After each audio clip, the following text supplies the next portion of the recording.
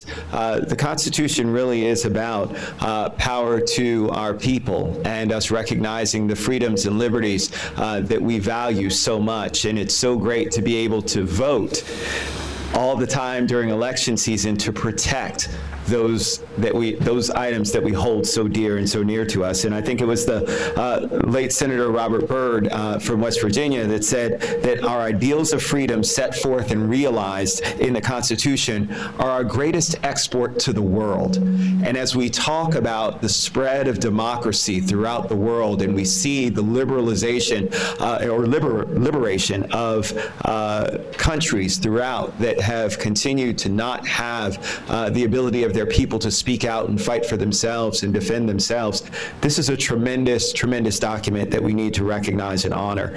You know, just some fun facts for you that we always try and do with the Constitution.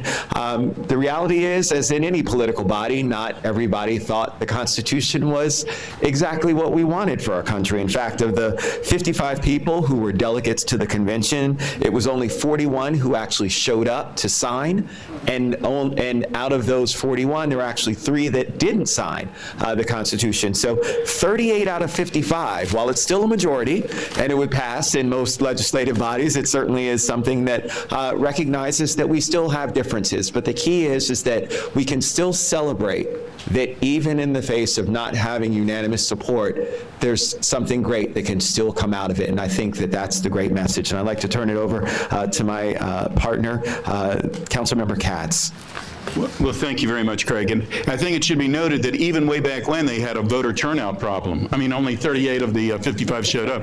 But obviously, Craig has said it all. This is a very, very important document. This is a very, very important time for this region, not just for the Constitution, but for everything else that we're doing.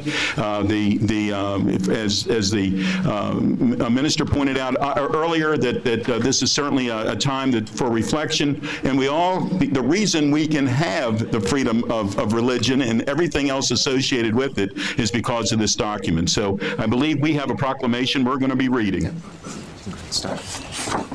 Whereas the Constitution of the United States embodies the ideas and principles of our founding fathers, supplemented by the wisdom that has been reflected in our dynamic republic over 2 centuries, and whereas this fall marks the 228th anniversary of the framing of our Constitution by the 1787 Constitutional Convention, and whereas the Constitution not only embodies the hope and aspirations of Americans for liberty and representative government, but also continues to inspire people seeking freedom the world over. Now, therefore, be it resolved that the County Council of Montgomery County, Maryland, recognizes the 228th anniversary of the United States Constitution and urges constant vigilance of county residents in protecting our liberties and rights for generations of Americans still to come. And is presented this 22nd day of September in the year 2015, signed by our County Council President, George Leventhal. Ms. Beal.